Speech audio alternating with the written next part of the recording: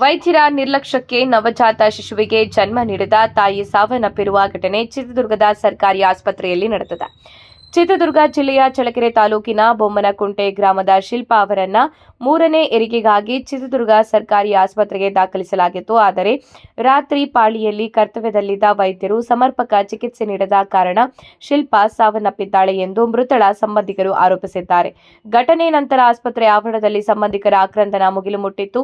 ಘಟನೆಯ ಮಾಹಿತಿ ತಿಳಿಯುತ್ತಿದ್ದಂತೆ ಮೃತಳ ಕುಟುಂಬಸ್ಥರು ಹಾಗೂ ದಲಿತ ಸಂಘಟನೆಗಳ ಮುಖಂಡರು ಆಸ್ಪತ್ರೆ ಮುಂದೆ ಪ್ರತಿಭಟನೆ ನಡೆಸಿ ವೈದ್ಯರ ನಿರ್ಲಕ್ಷ್ಯವೇ ಸಾವಿಗೆ ಕಾರಣ ಎಂದು ಆರೋಪಿಸಿದ್ದಾರೆ. ಸಂಬಂಧಪಟ್ಟ ವೈದ್ಯರ ವಿರುದ್ಧ ಕಠಿಣ ಕ್ರಮ ಕೈಗೊಳ್ಳಬೇಕು ಎಂದು ಆಗ್ರಹಿಸಿದ್ದಾರೆ. ಇವಾಗ ಐಸ್ ರೂಮ್ನಾಗ ಇರ್ಬೇಕಲ್ಲ ನನ್ನ ಮಗಳು ಎಲ್ಲ ಹೇಳವ್ರೆ, ಪೊಲೀಸರು ಹೇಳವ್ರೆ, ಎಲ್ಲರೂ ಹೇಳವ್ರೆ ಐಸ್ ರೂಮ್ನಾಗ ಐತೆ ಡಾಕ್ಟರ್ ಹೇಳವ್ರೆ. ಬಟ್ ನನ್ನ ಮಗಳು ಐಸ್ ರೂಮ್ನಾಗ ಇರ್ಬೇಕು. ಹೆಣ್ಣದ ರೂಮ್ನಾಗಿದ್ದು ನಾನು ಒಪ್ಪಲ್ಲ, ಸುಳ್ಳು ಯಾಕೆ ಹೇಳ್ಬೇಕಾಗಿತ್ತು? ಈಗ ಡೆಲಿವರಿ ಆಗ್ತಿಲ್ಲೋ, ಈಗ ಅಮ್ಮ ಹಿಂಗಾದ್ರೆ ಓದ್ದಾಗ ನೋಡೋದಲ್ಲ ನೋಡಿದೀವಿ ಅಂತ ನನಗೆ ತೋರಿಸಿದ್ರೆ ನಾನು ಸಮಾಧಾನ ಬೀಳ್ತಿದ್ದೆ. ಐಸ್ ರೂಮ್ನಾಗ ಆಯ್ಕೆ ಅಂತಂದು ಹೇಳಿ ಸುಮ್ಮನೆ ಹೆಣ್ಣದ ರೂಮ್ನಾಗ ಹಾಕಿ ಇನ್ನು ಐಸ್ ರೂಮ್ನಾಗ ಐತೆ ಅಂತ ನನಗೆ ಸುಳ್ಳು ಹೇಳ್ಬೋದಾ? ಅವ್ನು ಕರೆ ಕಳಿಸ್ರಿ, ಪೊಲೀಸ್ ಆಗಲಿ ಸೆಕ್ರೆಟರಿ ಆಗಲಿ ಜಮದಾರ್ ಆಗಲಿ ನಾನು ಕೇಳ್ಕೊಂಡು ದುರ್ಗಮ್ಮ ತಾಯಿ ವೈದ್ಯರಿಗೆ ನಿರ್ಲಕ್ಷ್ಯ ತೋರಿ ಗರ್ಭಿಣಿ ಶಿಲ್ಪಾಳನ್ನು ಕೊಲೆ ಮಾಡಿರುವ ವೈದ್ಯರಿಗೆ ಬೇಕೇ ಬೇಕು, ಬೇಕೇ ಬೇಕು. ಜಿಲ್ಲಾಸ್ಪತ್ರೆಯ ವೈದ್ಯರಿಗೆ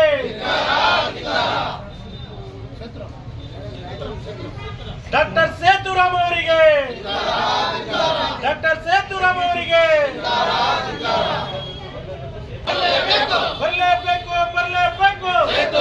ಬರಲೇಬೇಕು. ಏತಕ್ಕಾಗಿ ಹೋರಾಟ,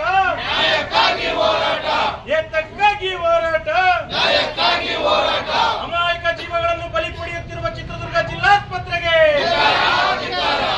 ಡಿಎಸ್ ರವಿ ಅವರಿಗೆ, ಡಾಕ್ಟರ್ ಸೇತುರಾಮ್ ಅವರಿಗೆ ಬೇಕೇ ಬೇಕು. ಸರಿಯಾದ ರೀತಿ ಸಿಸಿಟಿವಿ ಅಳವಡಿಸದ ಜಿಲ್ಲಾಸ್ಪತ್ರೆಗೆ ಲಂಚ ಪಡೆಯಲು ಕುಮ್ಮಕ್ಕು ಕೊಡುವ ಡಿಎಸ್ ರವೀಂದ್ರ ಅವರಿಗೆ ಬೇಕೇ ಬೇಕು.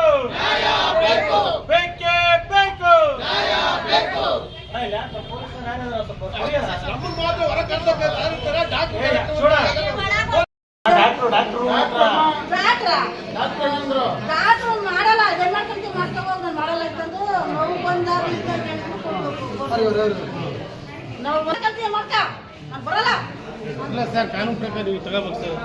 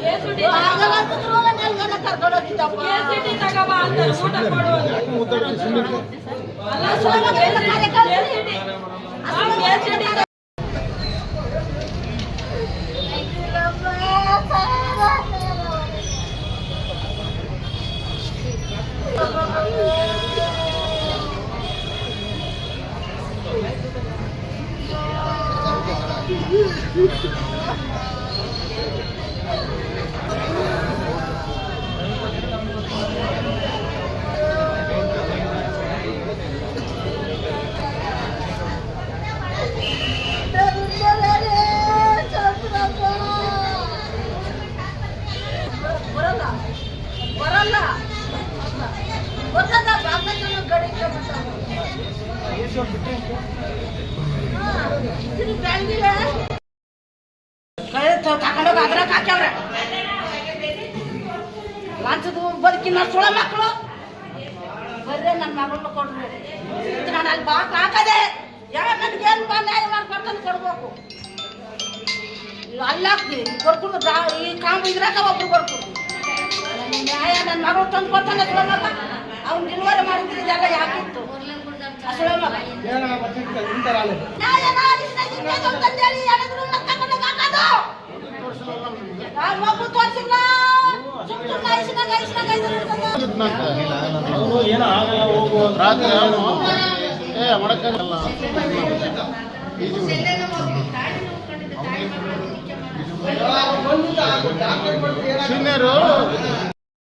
ಶಿಲ್ಪಾ ಅನ್ನೋ ಪೇಷಂಟು ಬೊಮ್ಮನಹಳ್ಳಿಯಿಂದ ಅಡ್ಮಿಟ್ ಆಗಿದ್ದೆ. ಅದು 3ನೇ ಹೆರಿಗೆ ಇದು. 3ನೇ ಹೆರಿಗೆ 2 ನಾರ್ಮಲ್ ಆಗಿದೆ.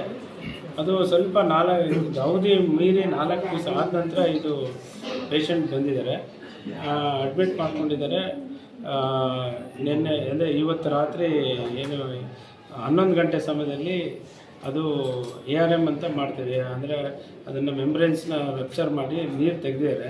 ನೀರು ತೆಗೆದ ಮೇಲೆ ಏನಾಗಿದೆ, ಅದು 11 ಗಂಟೆಲಿ ತೆಗೆದಿದ್ದಾರೆ. ಅದು 3 ಗಂಟೆಯಲ್ಲಿ ಡೆಲಿವರಿಗೆ ಬಿಟ್ಟಿದ್ದಾರೆ. 3 ಗಂಟೆಯಲ್ಲಿ ಮಗು ಡೆಲಿವರಿ ಆಗಿದೆ. ಡೆಲಿವರಿ ಆಗೋ ಟೈಮಲ್ಲಿ ಡಾಕ್ಟ್ರುಗಳು ಎಲ್ಲ ಸೇರಿ ಹೆರಿಗೆ ಮಾಡಿಸಿದ್ದಾರೆ. ಹೆರಿಗೆ ಆದ್ರೂ ಸಹ ಅರ್ಧ ಗಂಟೆವರೆಗೂ ತಾಯಿ ಆರೋಗ್ಯವಾಗಿ ಇದೆ, ನೀರು ಕುಡಿದಿದ್ದಾಳೆ, ಮಾತಾಡ್ತಿದ್ದಾಳೆ. ಅರ್ಧ ಗಂಟೆ ನಂತರ ಅದು ಪೇಷಂಟಿಗೆ ಸ್ವಲ್ಪ ಸುಸ್ತಾಗಿ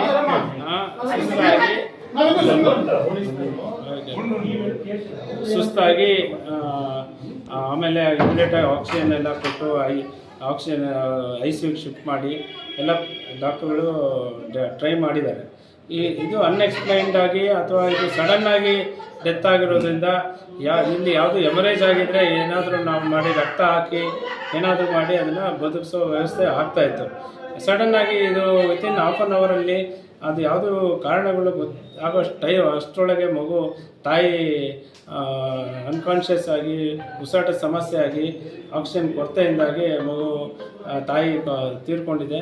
ಅದು ಎಲ್ಲ ಪ್ರಯತ್ನ ಮಾಡಿದ್ದಾರೆ, ICUಗೆಲ್ಲ ಅಡ್ಮಿಟ್ ಮಾಡಿ ಆಕ್ಸಿಜನ್ ಎಲ್ಲ ಕೊಟ್ಟು ಫಿಸಿಷಿಯನ್ ಕರೆಸಿ ಅನಸ್ಥೆಟಿಸ್ಟ್ ಕರೆಸಿ ಎಲ್ಲ ಕರೆಸಿ ಎಲ್ಲ ಮಾಡಿದ್ರೂ ಪೇಷಂಟ್ನ ಉಳಿಸ್ಕೊಳಕ್ಕೆ ಆಗಿಲ್ಲ. ಈಗ ಇನ್ನೂ ಹೆಚ್ಚಿನದಾಗಿ ನಾವು ಇದನ್ನು ತನಿಖೆ ಮಾಡ್ತೀವಿ. ಈ ಪೇಷಂಟ್ ಕಡೆಯವರು ಅವ್ರು ಏನು ಹೇಳ್ತಾ ಇದ್ದಾರೆ ಅಂದರೆ, ನಮಗೆ ತೋರಿಸಿಲ್ಲ ಅಂತ, ನಮಗೆ ತಾಯಿನ ತೋರಿಸಲಿಲ್ಲ, ಮಗುನ ತೋರಿಸಲಿಲ್ಲ ಅನ್ನೋ ಅವ್ರದ್ದೊಂದು ಮೇಯ್ನು ಇದಿದೆ, ಕಂಪ್ಲೇಂಟ್ ಇದೆ. ನಾನು ಡಾಕ್ಟರ್ ರವೀಂದ್ರ ಡಿಸ್ಟ್ರಿಕ್ಟ್ ಸರ್ಜನ್ ಮಾತಾಡ್ತಾ ಇರೋದು. ನಾನು ಬೆಳಗ್ಗೆನೇ ಬಂದು ವಿಚಾರಿಸಿದಾಗ ನಮ್ಮ ಶುಶ್ರೂಷಾಧಿಕಾರಿಗಳು ನಮ್ಮ ವೈದ್ಯರನ್ನ ವಿಚಾರಿಸಿದಾಗ ಅವ್ರು ಏನು ಹೇಳಿದ್ರೆ, ಇಲ್ಲ ನಾವು ಅವ್ರನ್ನ ಪಕ್ಕದಲ್ಲಿ ಇಟ್ಕೊಂಡೇ ನಾವು ಡೆಲಿವರಿ ಮಾಡಿಸಿದ್ದು, ಅವ್ರಿಗೆ ಎಲ್ಲ ತಿಳಿಸೇ ನಾವು ಮಾಡಿರೋದು.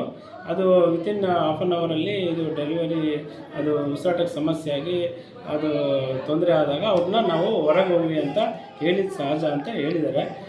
ಅದನ್ನು ರಿವೈವ್ ಮಾಡೋದಕ್ಕೆ ಅಲ್ಲಿ ಜನಗಳಿದ್ದಾಗ ಅವ್ರಿಗೆ ರಿವೈವ್ ಮಾಡೋಕ್ಕೆ ಕಷ್ಟ ಆಗುತ್ತೆ, ಹಂಗಾಗಿ ಹೊರಗಡೆ ಹೋಗಿ ಅಂತ ಹೇಳಿದ್ದಾರೆ.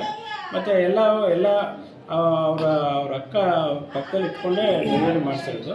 ಆಮೇಲೆ ಆ ಮಗುನೂ ಸಹ ಸುಸ್ತಾಗಿದ್ದರಿಂದ ಆ ಮಗುನೂ ಸಹ ನೀವು ಅಲ್ಲಿ ಮೇಲೆ SNC ಕರ್ಕೊಂಡು ಹೋಗಿ ಅಂತ ಅವ್ರಿಗೆ ಮಗುಗೆ ಅವ್ರ ಕೈಗೆ ಕೊಟ್ಟು ಆಶಾ ವರ್ಕರ್ ಜೊತೆ ಕಳಿಸಿದ್ದಾರೆ. ಇಷ್ಟೆಲ್ಲ ಆಗಿ ಎಲ್ಲ ಪ್ರಯತ್ನ ಮಾಡಿದ್ದಾರೆ. ಇದು ಕೈ ಮೀರಿ ಆಗಿರೋದಕ್ಕೆ ನಾವು ಇದು ನಮ್ಮ ವೈದ್ಯರನ್ನ ಡಾಕ್ಟರ್ ರವಿಕುಮಾರ್ ಏನು ಹೆರಿಗೆ ವೈದ್ಯರನ್ನ ನಾವು ಅವ್ರು ಕೇಳಿದಾಗ ಒಂದೊಂದು ಸರಿ ಇದು ಪೋಸ್ಟ್ಮಾರ್ಟಮ್ ಇದು ಕೊಲ್ಯಾಪ್ಸ್ ಆಗ್ತವೆ, ಅನ್ಎಕ್ಸ್ಪ್ಲೈನ್ಡು, ಕೆಲವು ಎಕ್ಸ್ಪ್ಲೈನ್ ಮಾಡೋಕ್ಕೆ ಆಗೋದಿಲ್ಲ ಯಾವುದು ಅಂತ, ಆ ಥರ ಒಂದು ಕಂಡೀಷನಲ್ಲಿ ಇದು ಪ್ರಾಬ್ಲಮ್ ಆಗಿರ್ಬೋದು ಅಂತ ಅವರು ಹೇಳ್ತಾ ಇದ್ದಾರೆ. ಇದು ಏನಿದ್ರೂ ಇದು ತನಿಖೆಗೆ ನಾವು ಏನು ಪೋಸ್ಟ್ಮಾರ್ಟಮ್ ಹಾರ್ಟ್ ಸಮಸ್ಯೆ ಇತ್ತು ಮುಂಚೆ ಆಮೇಲೆ ಅದನ್ನೆಲ್ಲ ನಾವು ಪೋಸ್ಟ್ಮಾರ್ಟಮ್ ಇದರಲ್ಲಿ ನಾವು ಅದನ್ನು ಪರೀಕ್ಷೆ ಮಾಡಿ ಅದನ್ನು ಮುಂದಿನ ತನಿಖೆ ಇದರಲ್ಲಿ ಏನಾದರೂ ವೈದ್ಯರು ಅಥವಾ ಶುಶ್ರೂಷಕರದ್ದು ಏನಾದರೂ ಇದರಲ್ಲಿ ನಿರ್ಲಕ್ಷ್ಯತೆ ಕಂಡು ಬಂದಲ್ಲಿ ಅವ್ರಿಗೆ ರೋಗಿಗಳಿಗೆ ನ್ಯಾಯ ಒದಗಿಸೋದಕ್ಕೆ ನಾವೆಲ್ಲ ಸರ್ವ ಪ್ರಯತ್ನ ನಾವು ಮಾಡ್ತೀವಿ. ಈ ಮಗುನೂ ಸಹ ಅದು ಸ್ವಲ್ಪ ಸುಸ್ತಾಗಿ ಇದೆ. ಅದು ಹುಟ್ಟಿದ ತಕ್ಷಣ ಅದು ಹತ್ತಿಲ್ಲದಕ್ಕೆ ಸ್ವಲ್ಪ ಇಲ್ಲೇ ಫಸ್ಟ್ ಏಡ್ ಕೊಟ್ಟು ಇಮಿಡಿಯೇಟಾಗಿ ಮೇಲೆ ಮಾಡಿಯಲ್ಲಿರುವ ನಮ್ಮ ಈ ಮಕ್ಕಳ ನವಜಾತ ICUಗೆ ಶಿಫ್ಟ್ ಮಾಡಿದ್ದಾರೆ. ಶಿಫ್ಟ್ ಮಾಡಿದಾಗ ಅಲ್ಲಿ ಮಗು ಇದರಲ್ಲಿ ವೆಂಟಿಲೇಟ್ರಲ್ಲಿ ಇಟ್ಟು ಅದನ್ನು ಮಗುನ ಪೋಷಣೆ ಮಾಡ್ತಾಯಿದ್ದಾರೆ ಆಕ್ಸಿಜನ್ ಕೊಟ್ಟು. ಅದು ಸ್ವಲ್ಪ ಫಿಟ್ಸ್ ಎಲ್ಲ ಬರ್ತಾಯಿದೆ. ಮಗು ಸ್ಥಿತಿಯೂ ಸಹ ಸ್ವಲ್ಪ ಸೀರಿಯಸ್ ಆಗಿದೆ. ಅದನ್ನು ನಾವು ಮಕ್ಕಳ ವೈದ್ಯರ ಜೊತೆ ಮಾತಾಡಿದ್ದೀನಿ. ಮಗುವಿಗೆ ಎಷ್ಟು ಅದನ್ನು ಬದುಕಿಸೋದಕ್ಕೆ ಎಲ್ಲ ಸರ್ವ ಪ್ರಯತ್ನ ಮಾಡಬೇಕಂತ ನಾನು ಹೇಳಿದ್ದೀನಿ. ಅದನ್ನು ವೈದ್ಯರು ಅದನ್ನು ಪ್ರಯತ್ನ ಮಾಡ್ತಾಯಿದ್ದಾರೆ. ಅವ್ರ ಅಲಿಗೇಷನ್ ಏನಂದರೆ ಸೀನಿಯರ್ ಗೈನಕಾಲಜಿಸ್ಟ್ ಜಿಲ್ಲಾ ಆಸ್ಪತ್ರೆ ಚಿತ್ರದುರ್ಗ. ಮೊದಲನೇದಾಗಿ ನಾನು ಈ ತಾಯಿ ಏನು ಮರಣ ಹೊಂದಿದ್ದಾರೆ ಶಿಲ್ಪಮ್ಮ ಅವರ ಏನು ಮರಣ ಆಗಿದೆ ಅದನ್ನು ವಿಷಾದವನ್ನು ವ್ಯಕ್ತಪಡಿಸ್ತೇನೆ. ಯಾಕೆ ಅಂತ ಹೇಳಿದ್ರೆ ನಿನ್ನೆ ಈ ಶಿಲ್ಪಮ್ಮ ಅನ್ನೋ ಮಹಿಳೆ ಮೂರನೇ ಹೆರಿಗೆ, ಮೊದಲನೇದು ಎರಡು ಕೂಡ ನಾರ್ಮಲ್ ಡೆಲಿವರಿ ಆಗಿದೆ. ಈ ಮೂರನೇ ಹೆರಿಗೆಗೆ ಅವರು ಪೋಸ್ಟ್ ಡೇಟೆಡ್ ಅಂದರೆ 5 ದಿವಸ ಲೇಟ್ ಆಗಿದೆ. ಸೊ ಅಂತೇಳ್ಬಿಟ್ಟು ಬಂದಿದ್ದರು. ಅವರಿಗೆ ನಾವೆಲ್ಲ ನೋಡಿಬಿಟ್ಟು ಬರಲಿಕ್ಕೆ ಔಷಧಿಯನ್ನು ಹಾಕ್ಬಿಟ್ಟು ನಾರ್ಮಲ್ ಡೆಲಿವರಿ ಮಾಡಿಸೋಣ ಅಂತ ಹೇಳ್ಬಿಟ್ಟು ನಾವು ಪ್ಲ್ಯಾನ್ ಮಾಡಿ ಅದೇ ಪ್ರಕಾರ ಟ್ರೀಟ್ಮೆಂಟ್ ಕೊಟ್ಟಿದ್ವಿ. ಸೊ ನಂತರ ಅದು 7 ಗಂಟೆಗೆ ಔಷಧಿ ಹಾಕಿದ್ವಿ. ಮಧ್ಯರಾತ್ರಿ ಎಲ್ಲ ಮೈ ಪೇಯ್ನ್ ಬಂದಿದೆ. 3:15ಗೆ ನಾರ್ಮಲ್ ಹೆರಿಗೆ ಆಗಿದೆ. ಮಗುನೂ ಕೂಡ ಸ್ವಲ್ಪ ಡಿಸ್ಟ್ರೆಸ್ ಇತ್ತು. ಇಮಿಡಿಯೇಟ್ಲಿ ಡೆಲಿವರಿ ಆಗಿದೆ. ಅದು ಡೆಲಿವರಿ ಆಗಿ ಇನ್ನೇನು ಒಂದು ಅರ್ಧ ಗಂಟೆ ಒಳಗಡೆ ಅವತ್ತು ಕೆಳಗಡೆ ಸ್ವಲ್ಪ ಸ್ಮಾಲ್ ಚೇರ್ಸ್ ಇತ್ತು. ಅದನ್ನು ನಮ್ಮ ಪಿ ಜಿ ಡಾಕ್ಟರ್ ಸೇತುರಾಮ್ ಅಂತ ಇದ್ದರು. ಅವರು ಸೂಚನೆ ಮಾಡಿ ಇನ್ನೇನು ಹೊರಗಡೆ ಸೂಚನೆ ಮಾಡಬೇಕಾದ್ರೆ ಇನ್ನೇನು ಮುಗಿತಾ ಬಂದಾಗ ಪೇಷಂಟ್ ಸಡನ್ನಾಗಿ ಓರಲ್ ಕಮಾಂಡ್ಸ್ಗೆ ಅನ್ರೆಸ್ಪಾನ್ಸಿವ್ ಆಯಿತು. ಸಡನ್ನಾಗಿ ಅನ್ಕಾನ್ಷಿಯಸ್ ಆಗಿ ಸಡನ್ನಾಗಿ ಪೇಷಂಟ್ ಉಸಿರಾಟ ತೊಂದರೆ ಆಗಿಬಿಟ್ಟು ಭಾಳ ಸೀರಿಯಸ್ ಆಗಿದೆ. ನಂತರ ಅದಕ್ಕೆ ಬೇಗ ಆಕ್ಸಿಜನ್ ಕೊಟ್ಬಿಟ್ಟು ಎಲ್ಲ ಪೇಷಂಟ್ ರಿವೈವ್ ಮಾಡ್ತಾ ಇದ್ದಾರೆ. ಇಮಿಡಿಯೇಟ್ಲಿ ನನಗೆ ಕಾಲ್ ಬಂತು. ನಾನು ವಿತಿನ್ ಆ ಟೈಮ್ ಇಮಿಡಿಯೇಟ್ಲಿ ನಾವು ಮತ್ತು ಅನಸಿಟೇಷನ್ ಕರೆಸಿದ್ವಿ. ಬಂದು ಇಬ್ಬರೂ ಕೂಡ ಎಲ್ಲ ರೆಸಿಸಿಟೇಷನ್ ಮಾಡಿ ಸಾಕಷ್ಟು ಪ್ರಯತ್ನ ಮಾಡಿ ಮಹಿಳೆಯನ್ನು ಉಳಿಸಲಿಕ್ಕೆ ಮ್ಯಾಕ್ಸಿಮಮ್ ಪ್ರಯತ್ನವನ್ನು ಮಾಡಿದ್ವಿ. ದುರದೃಷ್ಟವಶಾತ್ ಆ ಮಹಿಳೆಯನ್ನು ನಾವು ಉಳಿಸ್ಕೊಳ್ಳಿಕ್ಕಾಗಲಿಲ್ಲ. ಯಾಕಂದರೆ ಕೆಲವೊಮ್ಮೆ ಹೆರಿಗೆ ನಂತರ ಪೋಸ್ಟ್ಮಾರ್ಟಮ್ ಕೊಲ್ಯಾಪ್ಸ್ ಅಂತ ಹೇಳ್ಬಿಟ್ಟು ಆಗುತ್ತೆ. ಸೊ ಅವರಿಗೆ ಸಮ್ಟೈಮ್ಸ್ ಆಮ್ನಿಯಾಟಿಕ್ ಫ್ಲೂಯಿಡ್ ಎಂಬಾಲಿಸಮ್ ಇರ್ಬೋದು. ಇನ್ನು ಏನೋ ಕೆಲವು ಕಾರಣಗಳು ಅಥವಾ ಹೃದಯದ ಪೋಸ್ಟ್ಮಾರ್ಟಮ್ ಕಾರ್ಡಿಯಾಲಜಿಟಿ ಅಥವಾ ಬೇರೆ ಏನಾದರೂ ಕಾರಣಗಳೇನಾದರೂ ಇರುತ್ತೆ ಈ ಥರ ಸಡನ್ ಆಗಲಿಕ್ಕೆ. ಸೊ ಅದನ್ನು ನೋಡಬೇಕು. ಪೋಸ್ಟ್ಮಾರ್ಟಮ್ ಅದನ್ನು ಮಾಡಿದ ಮೇಲೆ ಅದು ಗೊತ್ತಾಗುತ್ತೆ. ಇಷ್ಟೆಲ್ಲ ಮ್ಯಾಕ್ಸಿಮಮ್ ಪ್ರಯತ್ನ ಮಾಡಿದ್ವಿ. ಇದರಲ್ಲಿ ಯಾವುದೇ ರೀತಿಯ ನಮ್ಮ ನಿರ್ಲಕ್ಷ್ಯತೆ, ನಮ್ಮ ಸ್ಟಾಫ್ಗಳದಾಗಲಿ ವೈದ್ಯರದಾಗಲಿ ಯಾವುದೇ ನಿರ್ಲಕ್ಷ್ಯತೆ ನಾವು ಮಾಡಿಲ್ಲ. ಮ್ಯಾಕ್ಸಿಮಮ್ ನಮ್ಮ ಪ್ರಯತ್ನವನ್ನು ಮಾಡಿದ್ವಿ. ಆದರೂ ಕೂಡ ಉಳಿಸ್ಕೊಳ್ಳೋಕ್ಕಾಗಲಿಲ್ಲ. ಅದು ಪಿ ಜಿ ಡಾಕ್ಟ್ರು ಸರ್ ಹೆರಿಗೆ ಡಾಕ್ಟ್ರು ಅವ್ರು ಪೋಸ್ಟ್ DGO ಡಾಕ್ಟರ್ ಸೇತುರಾಮ್ ಅಂತ ಹೇಳ್ಬಿಟ್ಟು ಈಸ್ ಎ ವೆರಿ ಗುಡ್, ಚೆನ್ನಾಗಿ ಒಳ್ಳೆಯ ಸರ್ವಿಸ್ ಕೊಡ್ತಾರೆ. ಚೆನ್ನಾಗಿ ಮ್ಯಾಕ್ಸಿಮಮ್ ಪ್ರಯತ್ನ ಮಾಡಿದ್ದಾರೆ. ಅವರು ಕೂಡ ಯಾವುದೇ ನಿರ್ಲಕ್ಷ್ಯತೆ ಕಂಡು ಬಂದಿಲ್ಲ.